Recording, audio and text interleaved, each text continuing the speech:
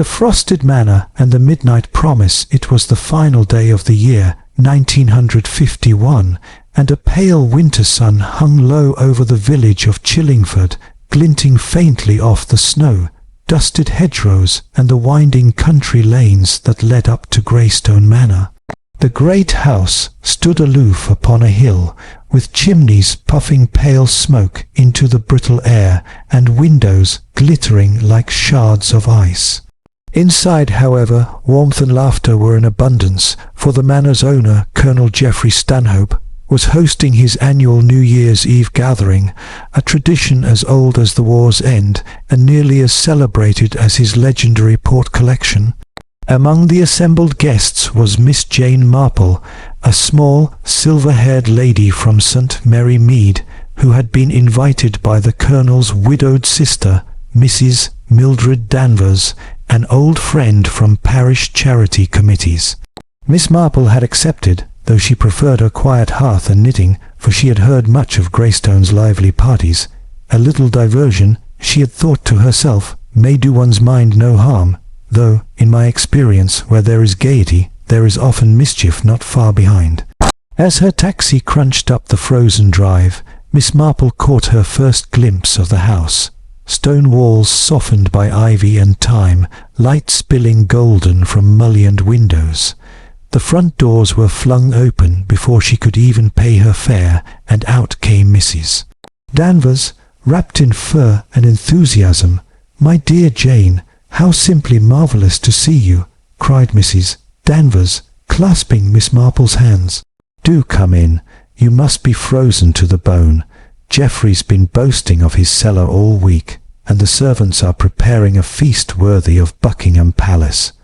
Oh, it will be a splendid evening." Miss Marple smiled her gentle, knowing smile. "I am sure it will be, Mildred, though I've found, in my long acquaintance with parties, that the more splendid they seem, the more one must keep an eye open." Mrs. Danvers laughed delightedly, quite missing the underlying meaning. "Oh, you with your little observations. Come along then. You must meet everyone." The drawing room of Greystone Manor was a portrait of English festivity, a roaring fire in the great crystal glasses catching the firelight, holly garlands draped along the mantelpiece, and the faint strains of dance music wafting from the wireless. A towering Christmas tree still stood in one corner, glittering with tinsel and silver balls. Servants passed discreetly among the guests, refilling glasses and offering delicate canapes. Colonel Stanhope, a tall, broad-shouldered man in his 60s with a bristling moustache and booming laugh, greeted Miss Marple warmly. "Mildred tells me you're a bit of a detective in your village, Miss Marple. Solved a murder or two. I hope you'll find no such excitements here." "One never knows, Colonel," Miss Marple said mildly. "Murder is rather like illness. It can strike in the healthiest of households." The Colonel chuckled, taking it as jest, and ushered her toward the fireplace where a cluster of guests had gathered. The guests of Greystone Manor, Sir Reginald Havisham, a sharp-eyed financier with an air of constant calculation, stood swirling his brandy as though examining its colour for profit. Beside him was his young wife, Lydia, strikingly beautiful in silver silk, her smile brittle and her eyes restless. At the piano, Mr. Basil Cotter, the Colonel's nephew, played a jaunty tune, though his expression was distant, distracted. He was a handsome young man of 30, with the weary air of one who has seen too much too soon. Near the window, half concealed by heavy curtains, stood Elena Grant, the Colonel's ward, a quiet, bookish girl of 23, dressed simply but with elegance. She was watching the others, her fingers absently twisting a delicate silver locket at her neck. Finally, there was Dr. Leonard Reeves, the village physician, cheerful and portly, whose ruddy cheeks spoke of good health and good port alike. Miss Marple, having settled herself in a corner chair with a cup of tea, began her silent observations. She noted the quick glances exchanged between Lydia and Basil, the faint frown that crossed Sir Reginald's face whenever he caught them, and the melancholy way Elena's eyes lingered upon Basil when she thought herself unobserved. There was, Miss Marple thought, a tangled skein of affections here, a triangle, perhaps a quadrangle, and such patterns, in her long experience, often led to trouble. Dinner and uneasy laughter dinner were served in the long oak, panelled hall, where candles cast flickering shadows upon portraits of stern-faced ancestors. The talk was light, hunting, politics, London gossip, but beneath it all Miss Marple sensed currents of unease. Sir Reginald dominated the conversation with boastful tales of his business conquests. Lydia laughed too loudly, Basil drank more than he ought, and Elena scarcely touched her food. At one point Colonel Stanhope raised his glass. "To the new year," he declared. "May it bring prosperity, and perhaps a little peace to us all." There was a murmur of agreement, and the chime of crystal filled the hall. But Miss Marple noticed Lydia's eyes shift toward her husband with an expression that was anything but peaceful. In that moment the old lady thought of a line from Shakespeare: "When our actions do not, our fears do make us traitors." After dinner came games and music. Mrs. Danvers insisted on charades. Lydia suggested dancing. The air grew warm with laughter, the ticking of the great clock marking the slow approach of midnight. It was then that the first shadow fell upon the evening. The strange encounter shortly before 11. Miss Marple stepped out onto the terrace for a breath of the cold night air. Snowflakes drifted lazily through the stillness, and far across the fields she could hear the faint bells of St. Michael's Church. She was about to return inside when she caught sight of a figure at the far end of the terrace, a woman wrapped in a dark shawl pacing back and forth. It was Lydia Havisham.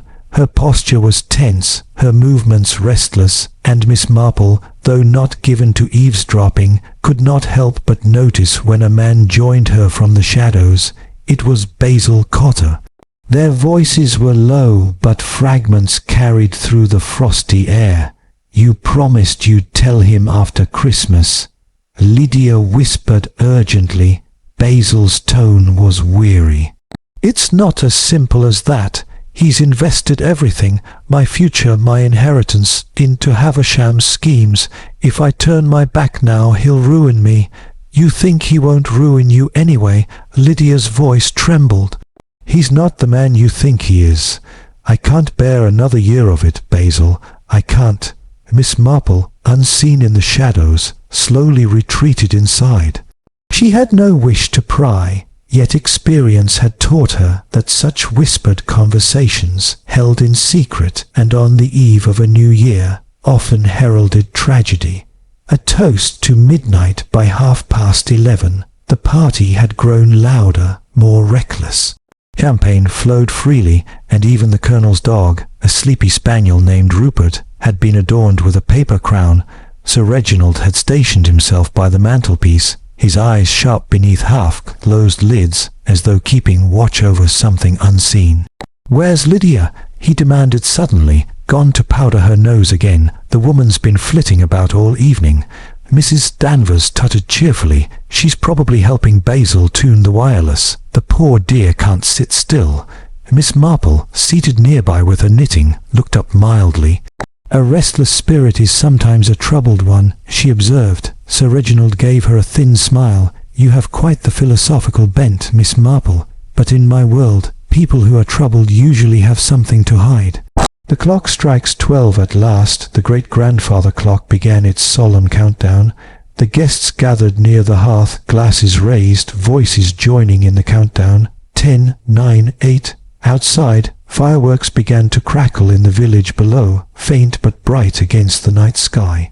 3, 2, 1. Happy New Year. Cheers erupted. The Colonel's port was uncorked. The piano burst into Auld Lang Syne. And amidst the embraces and laughter, Miss Marple quietly wished the new year would bring these people peace, though her instincts whispered otherwise. Then came the scream, a woman's scream, sharp and shrill, slicing through the merriment. The piano fell silent, glasses shattered. It was Mrs. Danvers who cried out next, pointing toward the grand staircase. "It's Lydia! Oh heavens, Lydia!" There, at the foot of the stairs, lay Lydia Havisham, her silver gown gleaming in the firelight, one arm flung out unnaturally, a small revolver beside her hand. Sir Reginald rushed forward, kneeling beside her. "Lydia, Lydia!" His voice broke, echoing through the stunned silence. Dr. Reeves pushed through the crowd, bent down, and after a moment looked up grimly. "I'm afraid she's gone, shot through the heart, instantaneous." Basil Cotter stood frozen, pale as the snow outside. "It can't be," he murmured. She was only just." Colonel Stanhope drew himself up, face stern. "A tragic accident," he said hoarsely. "Poor woman must have taken her own life." But Miss Marple, who had quietly stepped closer, bent down to observe the scene. Her sharp blue eyes missed nothing. The position of the revolver, the faint powder burns, the absence of any tears or distortion in the delicate silk at her wrist. After a moment she straightened, her expression grave. "Colonel Stanhope," she said softly, "forgive me, but I rather think this was no suicide." The silent watcher and the seeds of suspicion, the joyous noise of New Year's celebration, dissolved into whispers and gasps. Moments earlier, the drawing room had echoed with laughter and champagne toasts. Now all that could be heard was the faint ticking of the grandfather clock and the low moan of the winter wind pressing against the windows of Greystone Manor. Colonel Stanhope, red-faced and trembling, barked an order to the butler. "Lock the doors, Simmons. Nobody leaves until the police arrive." Dr. Reeves rose from Lydia Havisham's side, shaking his head. "Poor thing, must have been overwhelmed. The festivities, perhaps some private misery." But Miss Marple, standing just beyond the circle of onlookers, tilted her head slightly. "If it were despair," she said quietly, "one might expect tears, perhaps a note. But there is something about this scene that does not ring true." Her tone was mild, yet the room seemed to pause around her. A house in shock. Colonel Stanhope swallowed hard. "Surely, Miss Marple, you can't mean murder." "I mean only that it would be prudent," Miss Marple replied gently, "to keep our minds open until the facts are clear." Mrs. Danvers was weeping softly into a handkerchief, while Basil Cotter stood rigid, his eyes fixed upon the still form of Lydia. Sir Reginald, his face an ashen mask, stared blankly ahead. Why would she do it? He muttered hoarsely, "We were happy enough." Miss Marple said nothing, but in her mind's eye she recalled the argument on the terrace, the desperation in Lydia's voice, the evasive weariness in Basil's. "Happy enough, indeed." Simmons, the butler, returned moments later. "The constable's on his way from Chillingford, sir. They'll be here within the hour." Colonel Stanhope nodded, rubbing his temples. "Good man. Until then, everyone stay put. Reeves, you'll see to the body." Dr. Reeves nodded, kneeling once more beside Lydia. "Strange," he murmured. "The wound's clean, close range, but there's very little powder on her hand. Odd for a self-inflicted shot." Miss Marple's eyes flickered toward him, approving his keen observation. "Indeed," she murmured, "powder residue can tell quite a tale if one knows how to listen. Tea in the shadows to calm nerves, Mrs. Danvers insisted on making tea. It was a British reflex against tragedy, the reassurance of china cups and warm liquid. The guests gathered around the fire again, subdued and shaken. Colonel Stanhope poured himself a stiff drink. "I can't make head or tail of it," he muttered. "Why here, why now?" Miss Marple, seated near the fire, spoke gently. "People seldom choose a moment of celebration for despair, Colonel, but murderers, I'm afraid, often do. It creates confusion, excuses, alibis, and witnesses distracted by merriment. Sir Reginald gave a dry laugh. "You speak as though you've experience in these matters, Miss Marple, only that human nature is rather consistent," she replied mildly.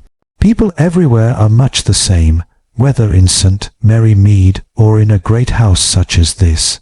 The circumstances differ, but the motives, jealousy, fear, greed, love, those never change." Her eyes met his. For a brief moment Sir Reginald looked away. Constable Burton arrives a short while later. The police arrived. A familiar country constable named Burton, red-cheeked and earnest, accompanied by his sergeant. They examined the scene, took down statements, and tried very hard to sound authoritative amid the grandeur of Greystones Hall.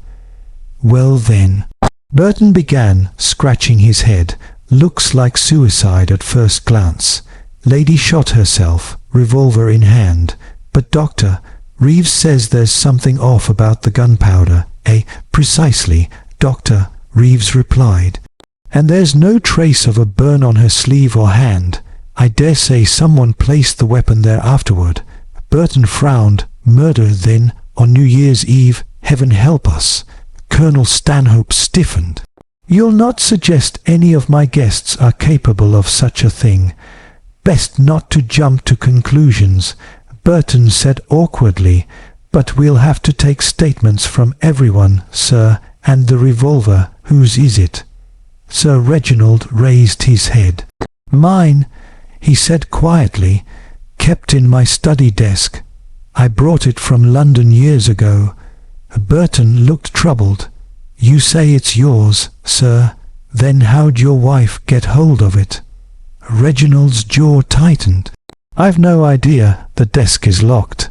Miss Marple's knitting needles paused mid-stitch. "Locked, you say? Yet she managed to use the weapon. How curious." The interviews. Constable Burton began his questioning in the library. Miss Marple, though merely a guest, was allowed to sit quietly in the corner. Her reputation, it seemed, preceded her even to Chillingford. Basil Cotter was first. He looked drawn, his tie loosened, his voice hoarse. "She seemed troubled all evening," he admitted. "She told me she was unhappy, that she couldn't go on living like this. I tried to comfort her, but she was distraught." Burton eyed him sharply. "Where were you at midnight?" "With everyone else near the wireless. Ask anyone." Miss Marple spoke softly. "You were not with her just before midnight, then?" He hesitated. "No, I'd gone to fetch another bottle of champagne." Her gaze lingered. "You cared for her deeply, didn't you?" He flinched. "She was a friend, nothing more." But Miss Marple had already noticed the faint scent of Lydia's perfume on his cuff. Next came Elena Grant. She was pale, trembling slightly as she folded her hands in her lap. "She wasn't well," Elena said quietly. "Lydia spoke to me earlier in the evening. She said she felt trapped, that she'd made mistakes, but she didn't say what kind." "Did she seem frightened?" Miss Marple asked. "Yes," Elena whispered of her husband. Burton raised his brows. "Sir Reginald, why?" Elena hesitated. He could be controlling, possessive. He watched her every move. Miss Marple nodded thoughtfully. "Possessiveness, my dear, is often the polite word for fear." Dr. Reeves followed, puffing his pipe uneasily. "I can tell you this, Constable. Lydia Havisham didn't fire that gun herself. The powder burns are wrong, and the angle of the wounds peculiar. If I were to wager, I'd say someone shot her at close range and arranged the rest to look like suicide." Burton sighed. "We'll wait for the inspector from the county, but that sounds right grim." Miss Marple smiled faintly. "You are quite right to wait, but meanwhile it might be wise to discover who had access to that revolver, and who had reason to see Mrs. Havisham silenced." The broken lock. While the constable went to phone his report, Miss Marple quietly slipped into the study where the revolver had supposedly been kept. Colonel Stanhope followed her, clearly uneasy. "Miss Marple," he said, I know you've a gift for this sort of thing, but perhaps it's best to leave matters to the police." "Of course," she said sweetly, "but sometimes a woman's eye notices trifles men overlook." She knelt beside the desk, inspecting the lock. "This keyhole shows scratches, fresh ones. Someone forced it open, but not roughly. Someone who knew how to handle a lock discreetly." The Colonel frowned. "Good heavens, are you suggesting premeditation?" "I suggest only that Mrs. Havisham did not open this desk herself. And note, there's no dust on the revolver compartment.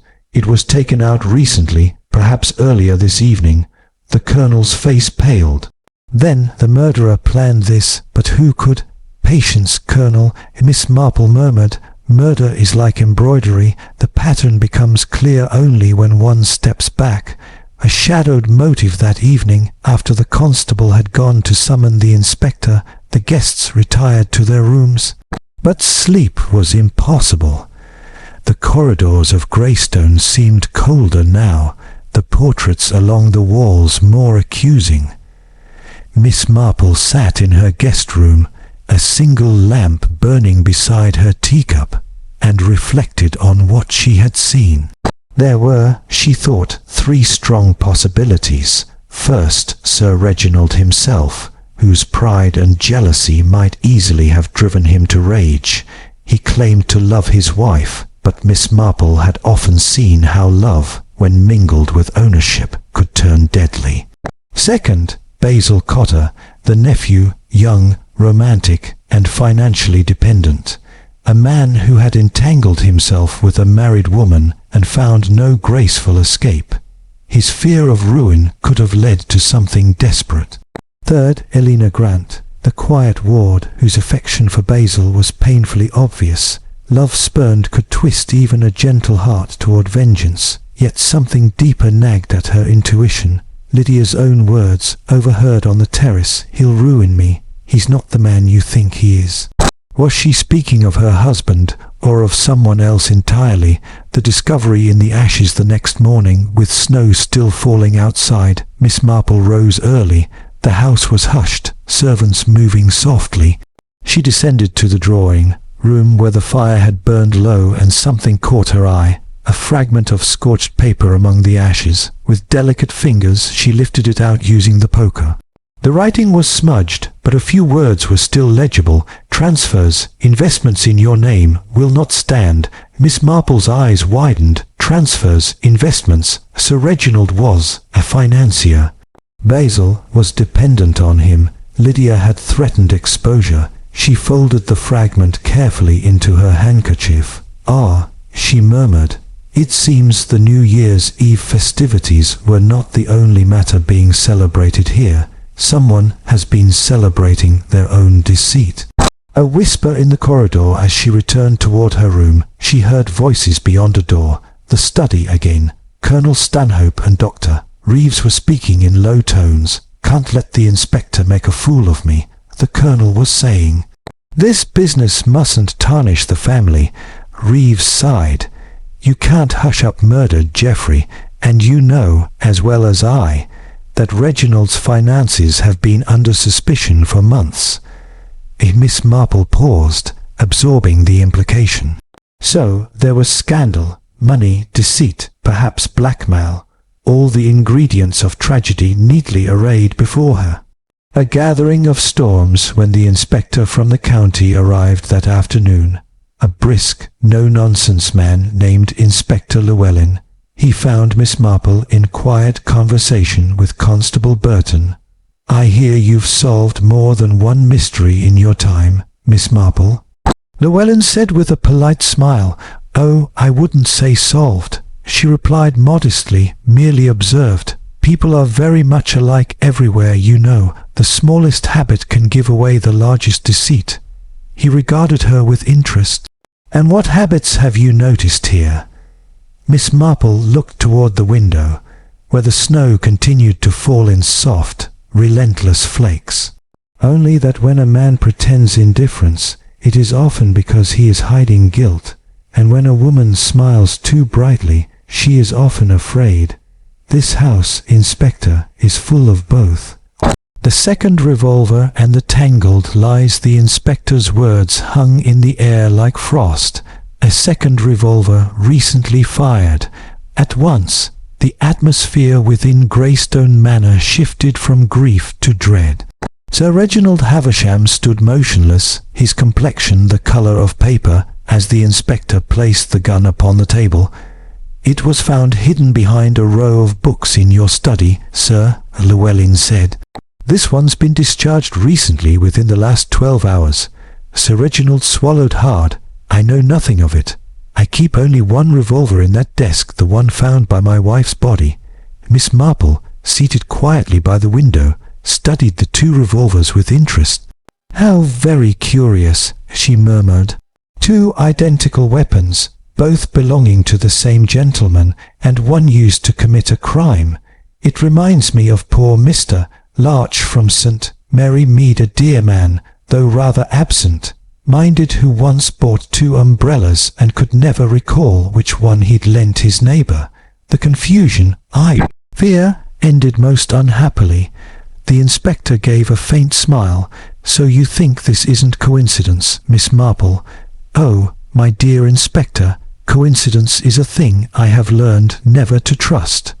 The question of alibis. The inspector gathered everyone in the drawing-room once more. The fire crackled. The storm outside had grown worse, sealing them all within the great house like actors in a tragic play. "Each of you," Llewellyn began, "must account precisely for your movements between 11 o'clock and midnight last night." Colonel Stanhope went first, his voice clipped and defensive. "I was with most of the party in the drawing-room. Simmons can confirm it." Dr. Reeves nodded. "I as well, near the wireless, tuning it for the midnight chimes." Elena Grant spoke softly. "I was by the piano beside Mrs. Danvers. Sir Reginald's turn came. I was upstairs in my study, writing in my diary. I came down just before midnight." Miss Marple's knitting paused mid-loop. "Writing in your diary, Sir Reginald? How very diligent on a night of festivity." He met her gaze stiffly. "I record my thoughts daily. It clears the mind." "And where is this diary now?" she asked gently. "In my desk." Llewellyn frowned. "We'll have a look at that presently." Then came Basil Cotter.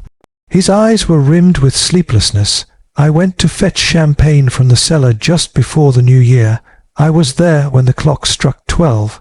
Miss Marple nodded slowly. "Ah, yes, a convenient errand at a most inconvenient time." He flinched. "Are you implying—" "Nothing at all," she said pleasantly. "But cellars are such lonely places, aren't they? One could be away quite some time and not be missed." A disturbing discovery later that morning. The inspector examined Sir Reginald's diary. The entry for New Year's Eve was short and peculiar. 11:15 spoke with L. in the hall, quarrelled. She said she would expose everything. 11:45 returned to study, heard shot at midnight. "Conveniently neat," Llewellyn muttered. "You admit to quarrelling with your wife." Reginald's expression hardened. "I've nothing to hide. We argued about money. Lydia was impulsive, careless, but I didn't kill her." Miss Marple leaned forward. "This exposure she mentioned, what did she mean by it?" Reginald hesitated. "She believed I'd invested her dowry unwisely. She didn't understand business matters." Miss Marple's tone was mild, but her eyes sharp.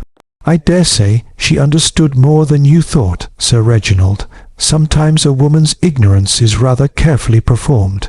The financier said nothing, his hands tightening around the arm of his chair. Miss Marple's walk in the snow that afternoon. Miss Marple requested permission to take a short walk. The inspector raised an eyebrow, but she smiled sweetly. "A little fresh air sharpens the wits, Inspector, though in my experience not everyone appreciates that." Outside the snow lay thick, muffling all sound. She followed the path around the house, her boots leaving small, precise prints. Behind the terrace, near the servants' entrance, she noticed something half buried in the drift, a length of torn silk ribbon, pale silver, matching the sash of Lydia Havisham's gown. She picked it up delicately. This was not torn by accident. The edge is frayed, caught on something sharp, perhaps metal. A few paces farther, she found what she had half expected, a faint spatter of something dark against the whiteness. Not blood, but soot, as though from a discharged firearm. She smiled faintly. So the fatal shot was fired not from the staircase, but from outside the terrace doors, and our poor lady was carried inside afterward. Oh dear, how very deliberate. An inconvenient letter. When Miss Marple returned, she found Elena Grant waiting nervously in the parlour. "Miss Marple," Elena said softly, I have something to show you. I found it this morning, hidden behind a book in my room." It was a folded letter, written in Lydia's elegant hand. "If anything should happen to me, it will not be by my own doing. Reginald's dealings are not what they seem. I have proof of his deceit, and of the way he has ruined Basil. But if I speak, I fear he will silence me." Miss Marple read it twice, then looked up, her blue eyes thoughtful. "My dear, did you tell anyone about this?" "No, I was afraid." "Then you were very wise," Miss Marple said gently. "Fear, when rightly guided, is a most useful friend." The false trail. When the inspector read the letter, he looked grim. "That's enough to arrest Sir Reginald right there." "Perhaps," Miss Marple said calmly, "but I should advise against haste. You see, this letter proves motive but not opportunity." Llewellyn frowned. "He had both, surely. Did he? You recall the soot by the terrace doors, the absence of powder burns on Lydia's sleeve. I believe she was shot from outside, through the open doors, while descending the stairs to meet someone. A man strong enough to carry her afterward, to stage the scene." The inspector nodded slowly. "Then you're suggesting someone else went out that way?" "Yes, and someone who knew the layout well. A desperate move that evening. The household gathered for supper, though little was eaten. The inspector had stationed constables by each exit. Halfway through the meal, a commotion arose. Basil Cotter had vanished. His coat was missing from the stand. "Blast it!" Llewellyn roared. "He's made a run for it." Miss Marple rose, calm amid the chaos. "If you'll permit me, Inspector, I don't think he's running away. He's retrieving something he very much fears will be found." She led them swiftly to the old gardener's shed behind the house. The door hung ajar. Inside, Basil was crouched by a trunk, hastily digging through papers. "Mr. Cotter," Miss Marple said quietly, "might you be looking for this?" She held up the scorched fragment she had found in the fireplace. He froze, staring at it. "Where did you?" "It speaks of investment transfers in your name," she continued softly. "Your uncle placed his dealings under your signature, perhaps to shield himself from scrutiny. When Lydia discovered it, she threatened exposure. You were ruined either way, by silence or by truth." Basil's shoulders slumped. "I didn't kill her," he whispered. "I swear it. She wanted to run away. She said she'd go to London tonight, tell the police everything. I begged her to wait, to let me explain." Miss Marple's voice was gentle. "And then someone overheard, yes, someone who could not afford exposure." He looked up, stricken. "Reginald, it must have been him." Miss Marple shook her head slowly. "No, Reginald may have planned deceit, but he is too proud and too clumsy for this sort of stagecraft." Her eyes lifted toward the Manor's upper windows, where a candle flickered faintly. "The hand behind this crime, my dear, belongs to someone who understood the emotions of the house far better than its finances." A most unlikely suspect that night. As the inspector prepared to charge Sir Reginald, Miss Marple requested one more interview with Mrs. Danvers.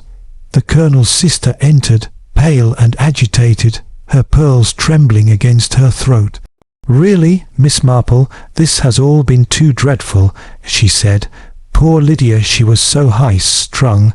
I warned Geoffrey this would happen, bringing London people into decent country life. They never quite blend." Miss Marple nodded, watching her closely. "You were fond of your brother's nephew, were you not, young Basil?" Mrs. Danvers flushed. I suppose so. He's family." "And you were also rather fond of Greystone itself, I dare say. After all, should Sir Reginald's business collapse, the manor and its fortune might pass to Basil. You would be quite secure then." Her hands twisted together. "I don't know what you mean." "Oh, but I think you do," Miss Marple said softly. "You overheard Lydia's quarrel with Basil on the terrace. You realized that if she exposed Reginald, the scandal would ruin both men, your brother and your nephew. So you acted. You fetched the revolver from the desk, went out through the terrace, and shot her a single efficient shot. Then you carried her body to the stairs to make it seem a suicide." Mrs. Danvers' lips parted. "That's absurd."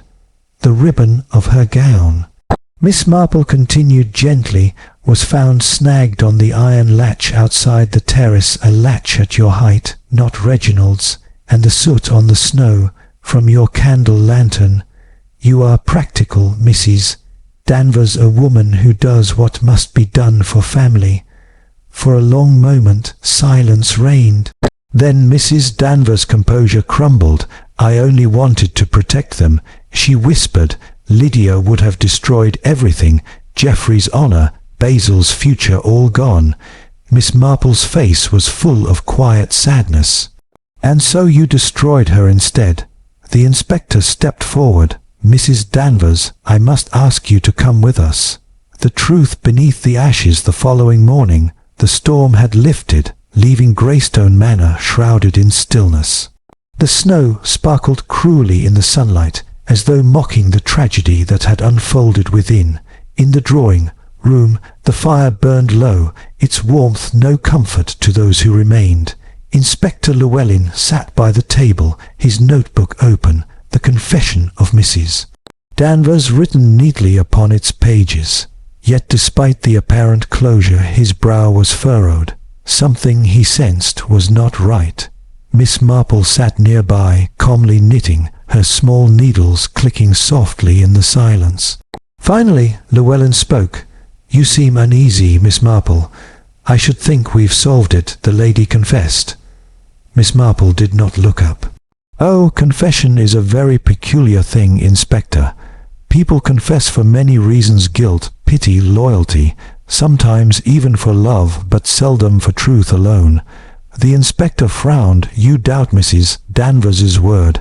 "I doubt its completeness," she said softly. "There is always a difference between what a person admits and what a person intends. I fear we have been given a confession of protection, not of crime." A thread of doubt later that morning. Sir Reginald came down from his room, looking haggard and aged. "So it's over, is it?" he said bitterly. "Danvers shot Lydia to protect Basil. A fine irony that I lose my wife, my reputation, and my fortune all in one night." Miss Marple's gentle gaze rested on him. "Do you, Sir Reginald? I should say you stand to gain rather much once the dust settles." He frowned. "Gain? What could I possibly gain?" "Freedom," she said quietly. "And sympathy, two things that money can never buy, but which the world bestows readily upon the bereaved. I wonder if that hadn't occurred to you, even before last night." Sir Reginald bristled. "You go too far, madame." "Do I?" She lifted her knitting slightly, as if counting a stitch. "Or perhaps I have simply gone far enough." The financier turned sharply and left the room without answering. The inspector sighed. "You suspect him again?" "I suspect," Miss Marple said calmly, "that Mrs. Danvers did not act alone. The good lady was practical, yes, but not so clever as to stage such perfect details. Someone guided her. Basil's revelation at noon. Basil Cotter requested to speak privately with the inspector and Miss Marple. His hands trembled as he held out a folded note. "I found this among my uncle's things," he said. "It's addressed to you, Inspector." Llewellyn opened it, reading aloud. To the authorities, should anything happen to me, know that my affairs have been conducted with full propriety. Lydia's suspicions were unfounded. My nephew Basil is innocent of all impropriety. My wife's instability has long been a burden I have borne silently." The inspector frowned, dated the afternoon before the murder. Looks like he was preparing his defense. Miss Marple's eyes were distant. "Indeed, but not his defense, Inspector, his alibi. This note ensures that, should Lydia die, suspicion would fall elsewhere. It is not the writing of an innocent man, but of one preparing a performance." Basil's voice cracked. "Then he planned all this?" "Planned it, no, but I fear he saw an opportunity when it arose. Mrs. Danvers may have pulled the trigger, but Sir Reginald arranged the stage, the hidden account later, while the constables prepared to transport Mrs. Danvers to the station. Miss Marple asked to examine Sir Reginald's study one last time. The inspector humoured her. "What do you expect to find? We've searched it twice over." "Oh, one never knows what's hidden in plain sight," she murmured, glancing about. Her eyes landed on the fireplace, perfectly clean, almost too clean. She knelt, examining the iron grate. "Inspector, do you recall the burnt papers I mentioned, the ones Basil feared?" "Yes, business transfers, you said?" "Indeed, but note how the ash here is mixed, some light, some dark. 2 burnings, not 1. The first likely Basil's documents, the second—" She reached into the ash with a poker, drawing out a half-burned scrap. The edge bore an embossed mark, the seal of Havisham Bank, Reginald's own firm. On the fragment were the words, "Insurance claim to be filed within 7 days of Mrs. Havisham's death." The inspector's eyes widened. "An insurance claim, you mean?" "Yes," Miss Marple said softly. "A new life policy, signed only last week. A very large one, payable entirely to Sir Reginald upon his wife's accidental or self-inflicted death." The room fell silent. "So," Llewellyn muttered, "he planned to make her death look like suicide. Danvers helped, thinking she was saving the family, but he used her to cover his crime." Miss Marple nodded sadly. "And as soon as she confessed, he would ensure her silence permanently." Final confrontation that evening. Miss Marple requested one final gathering in the drawing-room. The household assembled reluctantly. Basil, pale and hollow-eyed, Colonel Stanhope, grim, and Sir Reginald, composed yet tense.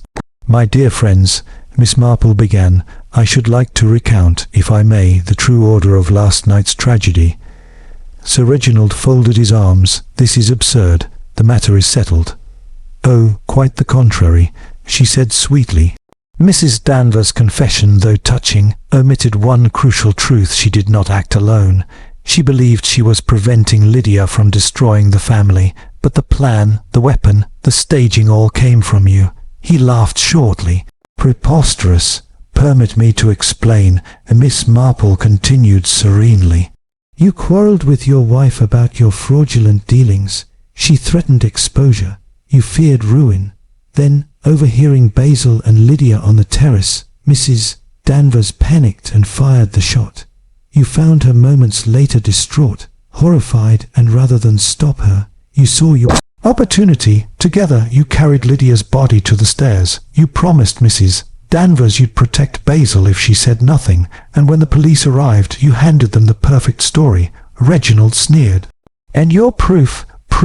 Miss Marple's tone softened. "Merely this." She drew from her pocket the torn ribbon of Lydia's gown, and from the other hand a second fragment found in the study. "You see, one half was torn on the terrace latch. The other was caught in your desk drawer when you dragged her body through the hall. It bears your fingerprint, still faint beneath the silk." Reginald's colour drained. "You can't—" "Oh, but we can," the inspector interrupted grimly. "And there's the matter of the insurance policy you tried to burn. I've already sent for confirmation from the bank." Reginald's eyes darted wildly. "You meddling old—" He lunged toward her, but Basil intercepted him, grappling his uncle back as constables burst into the room. "Take him!" the inspector barked. Reginald's voice broke into a desperate snarl.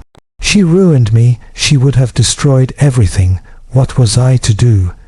Miss Marple watched with quiet sorrow as he was led away. "Perhaps, Sir Reginald, you might have done what most honest men do when ruins start again. But pride seldom allows for humility." The aftermath. The next morning, peace returned to Greystone Manor, a hollow peace, heavy with remembrance. Basil stood by the window, staring out at the melting snow. "I can never thank you enough, Miss Marple," he said quietly. "If you hadn't—" "Oh, nonsense," she said briskly. "Truth has a way of showing itself if one listens carefully enough. The pity is, few ever listen." Inspector Llewellyn approached. "We've taken Mrs. Danvers into custody for questioning. She'll likely face charges, though your testimony should help her case. Poor woman, she never knew she was being used." Miss Marple nodded. Yes, her loyalty was her undoing, but loyalty without discernment often ends in tragedy. She rose, wrapping her shawl about her shoulders. "Well, Inspector, I think I've quite exhausted the hospitality of Greystone Manor. My train leaves at noon." He smiled. "I hope you'll consider assisting us again someday, my dear man," she said with a twinkle. "Murder seems to have a most persistent way of following me about. I've no doubt we shall meet again." Epilogue. The quiet train home. Hours later, Miss Marple sat by the train window as the countryside rolled past white fields, giving way to thawing meadows. She gazed out, thoughtful, as she folded her knitting neatly in her lap.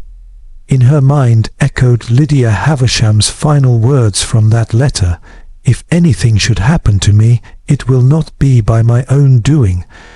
A faint smile crossed Miss Marple's lips, not of satisfaction, but of sorrow. "So many people," she murmured to herself, "kill not out of hatred, but out of fear, fear of shame, fear of truth, fear of being seen as they truly are. In the end, pride is the most efficient murderer of all." The train whistle blew softly, and the old lady closed her eyes as the snow began to fall once more, peaceful, untroubled, and pure. The long shadow of midnight. 2 days had passed since the arrest of Sir Reginald Havisham, and the once merry halls of Greystone Manor had grown quiet. Servants moved about in whispers, as though afraid to disturb the heavy stillness that hung over the house. Outside, the snow had begun to thaw, leaving behind dark patches of earth, as if the ground itself were slowly revealing buried secrets. Miss Marple remained at the manor at Mrs. Danvers's request. The poor woman had taken ill after her confession, confined to her room with fits of trembling remorse. Inspector Llewellyn had agreed to let her rest until she was fit to travel, under watch, back to the county jail. Miss Marple spent much of her time by her bedside, offering gentle company and warm tea. Mrs. Danvers clutched Miss Marple's hand. "I swear, Miss Marple, I thought I was saving Basil. That man Reginald, he convinced me Lydia was going to ruin us all. He said she was going to turn Basil into the police, expose the Colonel's debts." Miss Marple patted her hand softly. "Yes, my dear, you wished to protect those you loved, but love, when directed blindly, can be a dangerous weapon. You see, Sir Reginald used your conscience as his shield." Mrs. Danvers sobbed quietly. "I never meant to kill her. I only wanted to frighten her, make her stop." She stumbled. "Oh, I'll never forget it." Miss Marple looked at her kindly, though her tone was firm. "We cannot undo what is done, Mrs. Danvers, but we may choose to tell the whole truth now that perhaps will grant you peace." A gentle intervention downstairs. Colonel Stanhope sat by the fire with Basil Cotter and Elena Grant. The atmosphere was sombre, though not without hope. Basil stared into the flames, his expression lined with guilt. If I hadn't written those letters to Lydia, if I hadn't—" Miss Marple's voice interrupted him from the doorway. "If you hadn't been human, Mr. Cotter, you mean. One cannot blame a man for seeking kindness where he finds it." Basil looked up, surprised. "You don't think me wicked, then?" "Wicked?" She smiled faintly. "Oh, dear me, no. Foolish, perhaps. Most young men are, in one way or another. But wickedness requires intention, and you, I think, were more heartbroken than calculating." Elena, who had remained silent until now, spoke softly. "Will Mrs. Danvers be all right? She will face justice," Miss Marple said, "but not cruelty. The inspector knows her mind was clouded by grief and manipulation.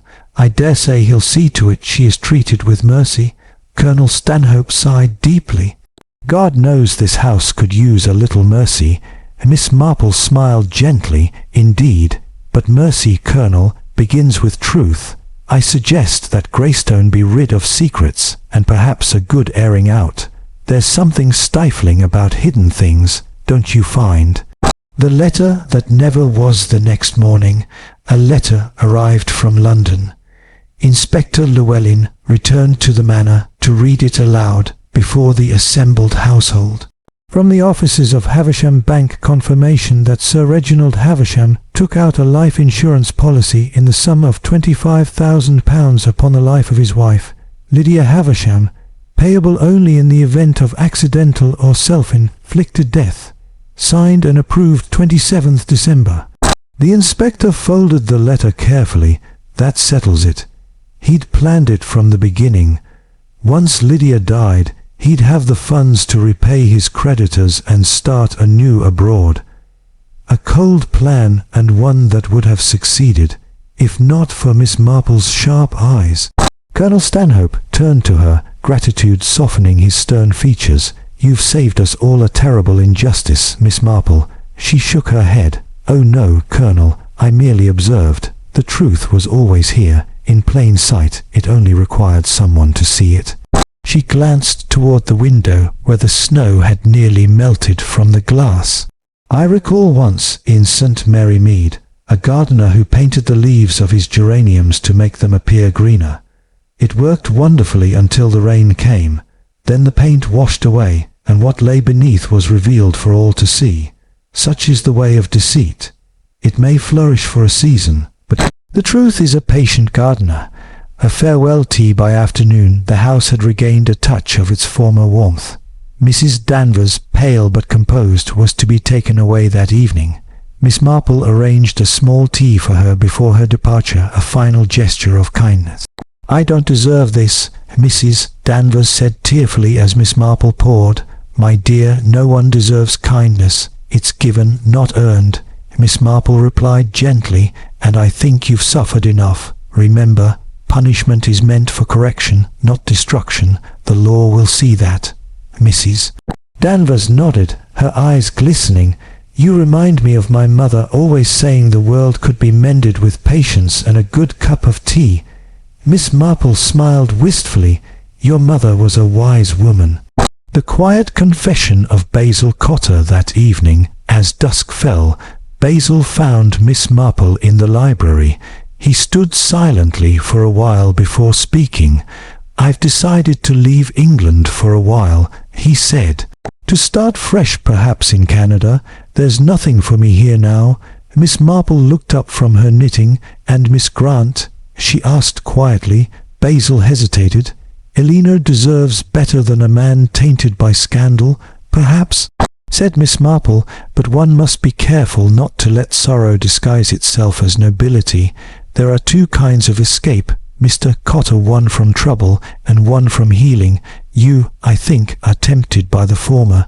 Basil managed a faint smile. "You always know the right thing to say, Miss Marple." "Oh, not always," she said cheerfully. "But I've learned that guilt, if carried too long, turns into vanity. The world does not revolve around our mistakes, my dear boy. It merely expects us to do better next time." For the first time in days, Basil laughed softly. "I'll remember that. The final visit before Miss Marple's departure, Inspector Llewellyn called upon her one last time. Reginald's been charged with murder," he reported. He's shown no remorse, only anger that he was found out. "Mrs. Danvers will stand as a witness for the Crown." Miss Marple nodded. "Yes, she'll tell the truth now, unburdened by fear. That is enough." The inspector regarded her thoughtfully. "I've worked with many detectives, Miss Marple, but none like you. You see the smallest things the rest of us overlook." She smiled faintly. "Oh, but that's just the advantage of being old and unimportant, Inspector. People reveal everything when they believe one doesn't matter." He chuckled. "I should think you matter rather a lot." She glanced toward the window where faint sunlight touched the thawing fields. "Not at all, my dear Inspector. I simply happen to notice that evil is rather like mild. It thrives in quiet corners unless one opens the curtains and lets the light in." The train home by midday, Miss Marple's bags were packed, and the carriage stood waiting at the gates. Mrs. Danvers, escorted by constables, paused before stepping inside. "I'll pray for you, Miss Marple," she said. "And I for you, my dear." Miss Marple replied warmly, "Remember, the truth may cost dearly, but deceit costs the soul." The carriage rolled away, and Miss Marple turned toward the waiting taxi. Basil and Elena stood nearby, waving farewell. A faint snow began to fall again, light, silent, forgiving. As the train carried her away from Chillingford, Miss Marple settled into her seat, her mind turning over the events of that dreadful night. She reflected, as she often did, upon the strange ways in which human hearts could twist themselves. Murder, she mused, was never truly born of hatred. It was the offspring of fear, pride, and secrecy, emotions that thrived best in the dark. Her eyes wandered to the snowy fields rushing past. Somewhere, faint church bells began to ring, marking the passing of another hour and perhaps the first true moment of peace Greystone Manor had known in years. Epilogue, the Garden of Memory. Months later, in early spring, a letter arrived in St. Mary Mead. It was from Elena Grant. "Dear Miss Marple, Greystone is finally at rest. The Colonel has turned it into a small convalescent home for nurses returning from the colonies, just as Lydia once dreamed. Basil has gone to Canada, but we correspond often. The garden blooms again. I cannot thank you enough for what you did. Not just for justice, but for mercy. You taught us that even tragedy can bloom into kindness, given time. Yours affectionately, Elena." Miss Marple read the letter by the window, a faint smile on her lips. She folded it carefully, then returned to her knitting, murmuring softly to herself, "Yes, my dear Elena, even in winter one must believe in the coming of spring." The clock ticked gently, the fire crackled, and peace, soft, enduring, and earned, filled the quiet room.